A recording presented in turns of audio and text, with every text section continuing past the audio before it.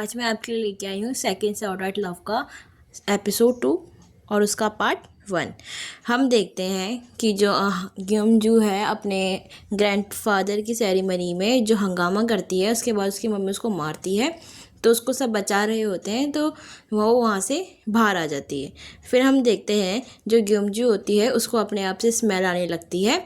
तो वो कहती है कि राइस वाइन वाटर की स्मेल इतनी गंदी है, तो वो अपने कपड़े उतारने लगती है। फिर हम देखते हैं कि जो ग्योमजू की बहन होती है वो कहती है कि क्या ग्योमजू रात भर घर नहीं आई, तो उसकी मम्मी कहती है पड़ी होगी कहीं ना कहीं पी के। अचानक से फ़ोन बजता है तो सभी के सभी भागने लगते हैं। हम देखते हैं कि बहुत सारा जो लेक है उसके सामने बहुत सारे लोग जमा हुए रहते हैं। वो सब कहते हैं कि जो ग्योमजू है उसने सुसाइड कर लिया है, उसके चप्पल और कपड़े वही हैं। तो ग्योमजू की मम्मी रोने लगती है। फिर हमें दिखाया जाता है कि जो ग्योमजू की मम्मी की दोस्त रहती है वो लेडी वो बताती है कि मैं लास्ट नाइट देखा था कि ग्योमजू लेक के सामने नशे की हालत में खड़ी थी, लेकिन तब तक मैं उसके पास जाती मेरे बेटे का कॉल आ गया था, तो मैं वहाँ से आगे चली गई थी। लेकिन हाँ, जब मैं बात कर रही थी उससे तो मुझे पानी में कुछ गिरने की आवाज़ आई। ग्योमजू की मम्मी बहुत ज़्यादा रोने लग जाती है और कहती है ये सारी मेरी गलती थी, मुझे ऐसा नहीं करना चाहिए था ग्योमजू। अगले ही पल हम ग्योमजू को देखते हैं, फिर वो अपने पिछली रात का सोच रही थी कि मैंने ऐसे क्या किया। हम देखते हैं कि जो ग्योमजू है उसके स्लीपर में डॉगी की पॉटी लग गई थी, तो वो उसको धोने जाती है। लेकिन गलती से जब वो स्लीपर धोती है तो उसकी स्लीपर पानी में गिर जाती है। लेकिन वो फिर देखते हैं आते आते वो जो स्योयोजुन की कार है उसके आगे आ जाती है और उसके चक्कर से उसका एक्सीडेंट हो जाता है। फिर जो स्योयोजुन है उसको देखने के लिए बाहर आता है, तो वो देखता है कि वो और कोई नहीं ग्योमजू होती है। तो वो उसको उठा के अपने घर ले आता है। लेकिन जो ग्योमजू होती है वो तब भी नाटक कर रही होती है कि नहीं, मुझे अपने घर नहीं जाना है वरना मम्मी मुझे फिर मारेगी। लेकिन स्योनजू कहता है ये मेरा घर है, तुम चिंता मत करो, यहाँ आराम से सो जाओ। तो जो ग्योमजू होती है उसको सब कुछ याद आ जाता है और फिर वो स्योजुन से माफ़ी मांगती है। वो कहती है मैं कार तुम्हारी ठीक कर दूंगी। तो वो कहता है स्योजुन मेरा पैर कैसे ठीक करोगी, ये कैसे ठीक होगा। तो उससे बहुत ज़्यादा माफ़ी मांगती है। तो वो कहता है कि अब तुम्हारे चक्कर से मैं अपने पेशेंट को देखने कैसे जाऊँगा, मुझे ड्राइवर रखना पड़ेगा कोई ना कोई। तो वो कहती है कि जो मैंने तुम्हारा ऐसा हाल किया है, मैं उस वजह से मैं तुम्हारा ड्राइवर बन जाऊँगी जब तक तुम्हारा पैर ठीक नहीं होता है। तो स्योजुन भी मान जाता है। तो फिर हम देखते हैं कि स्योजुन के पास कॉल आती है। स्योजुन ग्योमजू क्या तुम सुसाइड करके मर चुकी हो लेक पे? ये सभी के सभी गांव में यही सोच रहे हैं। तो हान ग्योमजू शॉक हो जाती है और जल्दी से भाग के गांव की तरफ जाती है। फिर देखते हैं कि वो अपनी मम्मी और पापा के पास सबके पास जाती है और सब उसको देख के चौंक जाते हैं कि क्या हान ग्योमजू तुम जिंदा हो। तो उसके पापा कहते तुम कल रात कहाँ थी।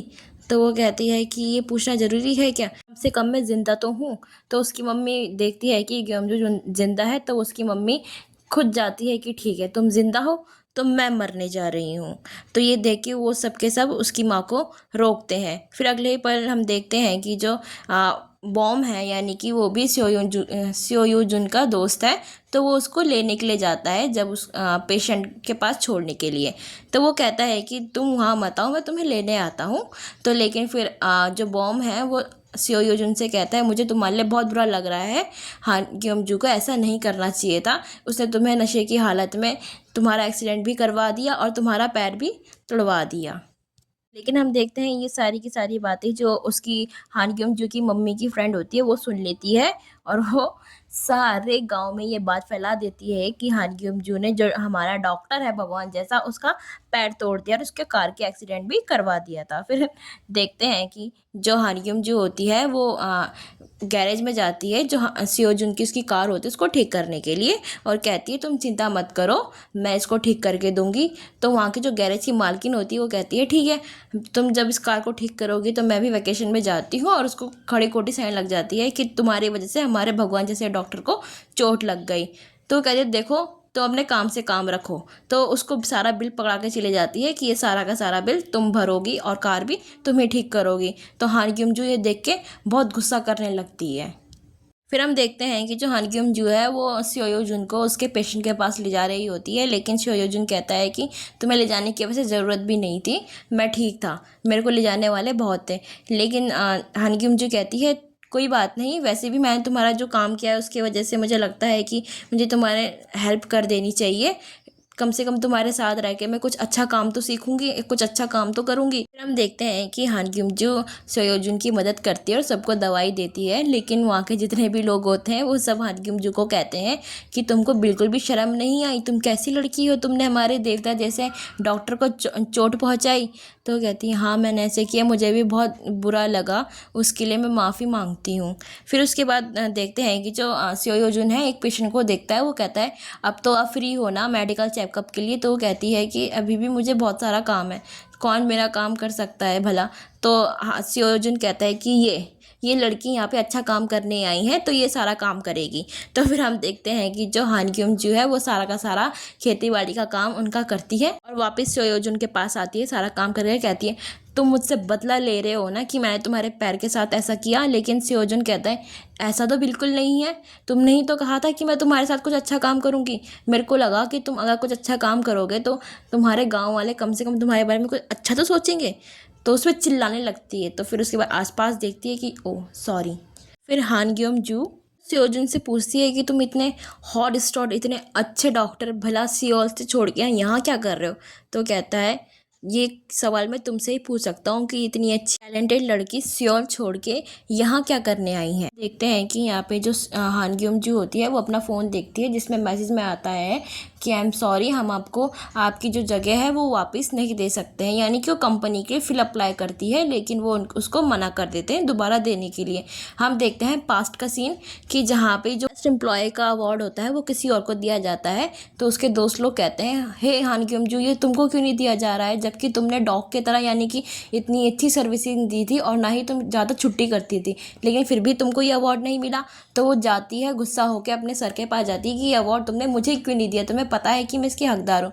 लेकिन उसका बॉस कहता है कि मुझे पता है तुम्हारी शादी होने वाली है और फिर बाकी बाद में तुम्हारा बच्चा भी हो जाएगा, तुम भला यहाँ पे काम पे ध्यान कैसे दोगी। तो वो गुस्से में अपना रिज़ाइन करके आ जाती है। फिर उसके बाद हम देखते हैं जो उसका एक्स फियांसे होता है और वो दोनों बैठ के ड्रिंक कर रहे होते हैं और बात करते हैं कि तुमने रिज़ाइन कर दिया है। तो वो कहती है नहीं, मैंने सिर्फ वेकेशन ली है, मैं सिर्फ छुट्टी पे हूँ और मैंने कोई रिज़ाइन नहीं किया है, बस बात मेरी ईगो पे आई थी और मेरा ईगो कहना चाहता है कि तुम दोबारा से वहाँ पे जाओ और तुम अच्छी सी पोस्ट पे काम करो जिसकी तुम असली हकदार हो। लेकिन उसका फियांसे कहता है कि कोई बात नहीं, अगर तुम सच्ची में क्विट भी करोगी तो तुम चिंता मत करो, मैं तुम्हारे साथ हूँ। तो ये सब हान ग्यूम जू सोच के हंस रही होती है। फिर उसके बाद हमें दिखाया जाता है कि उसकी मम्मी और उसके सारे दोस्त लोग बैठ के बात कर रहे होते हैं कि उसकी एक दोस्त कहती है कि मुझे बहुत खुशी है कि हान ग्यूम जू जिंदा है, लेकिन फिर भी मुझे बहुत बुरा लगा कि उसने नशे की हालत में हमारा जो भगवान जैसा डॉक्टर है उसको चोट पहुंचाई और उसकी कार एक्सीडेंट भी करवाया।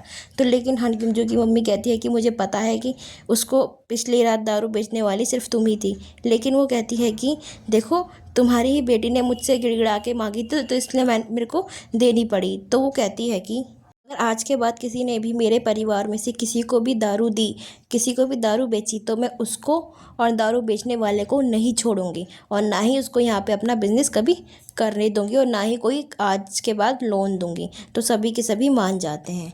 हमें दिखाया जाता है कि हान ग्यूम जू की मम्मी जो होती है वो घर में जाके भी यही बात करती है, लेकिन उसकी बड़ी बेटी कहती है कि मम्मी तुमने ऐसा क्यों किया। तो वो कहती है क्या तुम भूल चुकी हो कि नशे की हालत में तुम एक बार प्रेग्नेंट होकर आई थी और ये 2 बच्चे उसी का नतीजा है। ये सब के सब नशे के कारण हुआ था। फिर उसके बाद उसका पति कहता है कि मैंने क्या किया है, मैं तो पी सकता हूँ। लेकिन हान ग्यूम जू की मम्मी कहती है क्या तुम भूल गए कि तुम नशे की हालत में गैरेज में कैसे अपनी सारी की सारी प्रॉपर्टी से बेच देते थे और एक बार तो हम बेघर होने वाले थे। फिर उसके बाद मैंने तुम्हें एक रेस्टोरेंट भी खोल के दिया, लेकिन फिर भी तुम वहाँ पे नशे की हालत में पड़े रहते थे। ये सब सुनने के बाद उन दोनों को उसकी बात माननी पड़ती है। फिर हमें दिखाई जाती है कि हान ग्यूम जू जो है वो दुकान में जाके दारू लेने जाती है, लेकिन सबके सब उसको एक एक करके मना कर देते हैं। वो कहते हैं कि देखो अब बात हमारी सर्वाइव की आ गई है, अगर हमें लोन ना मिला तुम्हारी मम्मी से तो हम यहाँ पे बिजनेस नहीं चला पाएंगे। तो फिर हम देखते हैं कि सोयोजुन भी ये सब देख रहा होता है और वो हान ग्यूम जू के पास जाके बोलता है कि तुमको दारू छोड़ ही देनी चाहिए, तुम्हारे साथ साथ और तुम्हारे घर वालों के साथ साथ पूरे टाउन भी तुम्हारी मदद कर रहा है दारू छुड़वाने के लिए।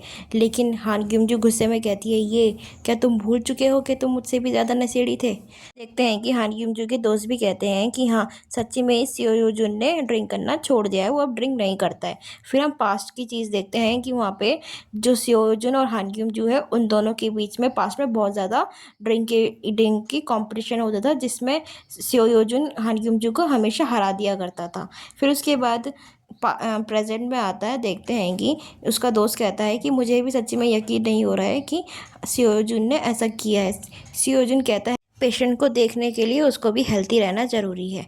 तो इसी बीच हम देखते हैं कि उसका जो दूसरा दोस्त होता है वो कहता है कि हे दोस्तों, मैंने कुछ सुना है। तो वो कहते हैं क्या? तो वो कहता है कोई बात नहीं, छोड़ो, जाने दो। तो वो कहते हैं तुमने इतनी ज़ोर की बोला है तो अब बता ही दो। कहता है कि मेरे कार गैरेज का एक रेगुलर कस्टमर है जिसने कहा था कि मेरा भतीजा जो सेओजुन के साथ पढ़ता था, वो कहता है कि उसने मुझे कुछ भेजा है। तो वो देखते हैं कि SUJ नाम का कोई लड़का था जो अपनी माँ का बहुत ही अच्छा स्टूडेंट था और उसको सियोल से बहुत सारे ऑफ़र आ रहे थे हॉस्पिटल में काम करने के लिए। लेकिन हम देखते हैं कि उसको एक दिन वहाँ से बाहर फेंक दिया गया और उसकी जो फियांसे है उसने भी उसको चीट कर दिया किसी और के लिए। वो कहते हैं कि ये सेओयुजुन नहीं हो सकता, ये शायद कोई और ही होगा। लेकिन हान ग्यूमजू कहती है ऐसा हो सकता है, शायद वो इसीलिए सियोल छोड़ के यहाँ पे रह रहा है, मुझे उसके लिए बहुत बुरा लग रहा है। अगले ही पल सेओजुन वहाँ से चली जाती है और फिर उसको देखती है कि जहाँ पे वो खड़ी होती है लेक के पास में, वहीं सेओयुजुन भी खड़ा होता है। फिर सेओयुजुन जो होता है वो अपने पास्ट की चीज़ें याद कर रहा होता है, जिसमें जो हान ग्यूमजू उसको वहाँ पे लेके आई होती है। वो बोलती है कि मैं यहाँ पे हमेशा आती हूँ जब भी मुझे कुछ डिप्रेस्ड फीलिंग आती है। मैंने देखा था कि तुम बहुत ज़्यादा डिप्रेस हो जब से तुम्हारी दादी गुजरी है, तो मैं चाहती हूँ कि अगर जब भी तुम्हें कोई अजीब सा फील हो या तुम कभी भी डिप्रेस फील हो तो यहाँ पर आके ज़रूर रहना।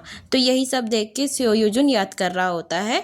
तो हान ग्यूमजू भी उसको देख रही होती है, वो सोचती है कि ज़रूर इसके दिल में बहुत ज़्यादा दुख भरा होगा, इसीलिए वो यहाँ पे आया है।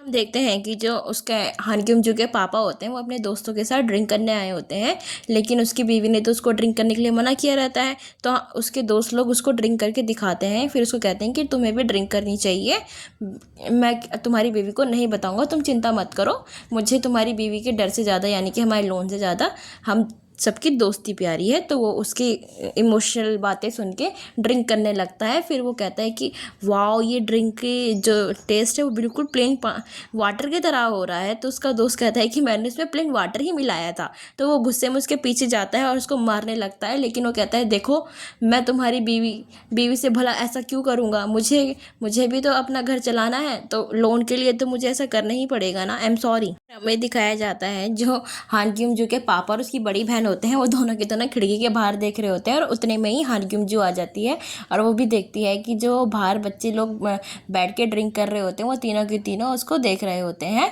और फिर दारू को याद करने लगते हैं। फिर उसके बाद वो तीनों की तरह अजीब सी डांस करने लग जाते हैं। तो उसकी मम्मी कहती है तीनों पागल हो चुके हैं, वो वहाँ से चली जाती है। फिर रात में हम देखते हैं जो हान ग्यूमजू होती है वो सेओयुजुन के बारे में सोचती है। फिर अगले दिन जो हान ग्यूमजू सेओजुन के लिए मीट यानी कि खाना लंच प्रिपेयर करके ले जाती है। कहती है मुझे पता है कि तुम्हें मीट बहुत अच्छा लगता है, अच्छा फील कराने के लिए। फिर हम देखते हैं कि जो हान ग्यूमजू है वो अपने बारे में सोचती है कि मुझे पता है कि एक फीलिंग कैसी होती है। जब मैं इस हालत में थी तो मुझे भी किसी न किसी की ज़रूरत थी और मुझे लगता है कि सेओयुजुन को भी किसी न किसी की ज़रूरत है। तो सेओयुजिन कहता है कि मुझे पता है तुम मुझसे ज़रूर बदला ले रही हो ना। तो कहती है कि ऐसा बिल्कुल भी नहीं है, तुम चिंता मत करो। तो उसको ज़बरदस्ती खाना खिला देती है। फिर ये सब चीज़ें होके उसकी जो नर्स होती है वो देख रही होती है। तब तक सेओयुजिन फ़ोन आता है और वो कहती है ठीक है तुम उठा लो। फिर उसके बाद हम दिखाया जाता है कि जो सियोल से फ़ोन आता है सेओजुन के लिए कि प्लीज़ तुम हमारे हॉस्पिटल में आ जाओ, लेकिन सेओजुन फिर भी मना कर देता है। फिर हम देखते हैं कि जो उसकी नर्स होती है वो मार्शल आर्ट का एक स्टेप करके हान ग्यूमजू को डराती है। कहती है कि देखो तुम डॉक्टर से फ्लर्ट मत करो, तुम ऐसा काम मत करो। तो वो वहाँ से चली जाती है इतना बोल के। फिर हमें दिखाया जाता है कि जो हान ग्यूमजू है वो सेओजुन से कहती है तुम्हें सियोल ज़रूर जाना चाहिए, वहाँ पे जाके तुम्हारा करियर एकदम ठीक हो जाएगा और वहाँ के लोगों को भी तुम्हारी बहुत ज़्यादा ज़रूरत है। लेकिन सेओजुन कहता है तुम ये क्या कह रही हो, तुम पागल हो गई हो क्या। तो वो कहती है मुझे पता है, मुझे सारी बात पता चल चुकी है कि तुम यहाँ पे क्यों हो, तुम्हें किसी ने चीट किया है तभी तुम यहाँ पर हो ना, इसीलिए तुम चिंता मत करो। लेकिन वो कहता है कि क्या तो कहती है हाँ मैंने पोस्ट देखी थी जिसमें लिखा था कि तुमको किसी ने डंप किया है। तो बोलता है कि कौन सी पोस्ट। वो बोलता है मुझे दिखाओ। तो ये कहता है ये कोई मेरी पोस्ट नहीं है। ग्योमजू के दोस्त ने ही मैसेज किया होता है कि वो जो पोस्ट वाला लड़का है वो स्योयोजुन नहीं है। तो इम्प्रेस होने लग जाती है और ये सीन यहाँ पे कट हो जाता है। फिर उसके बाद हमें दिखाया जाता है जो ग्योमजू का दोस्त है बॉम, वो टाइकोंडो की क्लास चलाता है और जो उसकी हानग्योमजू की बड़ी बहन होती है उसके बच्चे भी वही टाइकोंडो सीखते हैं। और वह उसको अपने बच्चों को छुट्टी में लेने आती है और उसको दिखाते हैं कि जो उसका दोस्त होता है बॉम, वो उसकी बहन को लाइक करता है थोड़ा थोड़ा, वो उसको देखते ही रहता है पहले। वो कहता है कि तुम वैन में नहीं जा रहे हो क्या अपने बच्चों को छोड़ने के लिए। वो कहती है कि नहीं। वो उसके कान में जाके बोलती है कि मैं इनको वैक्सीनेशन लगाने जा रही हूँ, तुम ज़ोर से मत बोलना। तो जैसे उसके कान में बोलती है तो वो ब्लश करने लग जाता है और वो वहाँ से चली जाती है।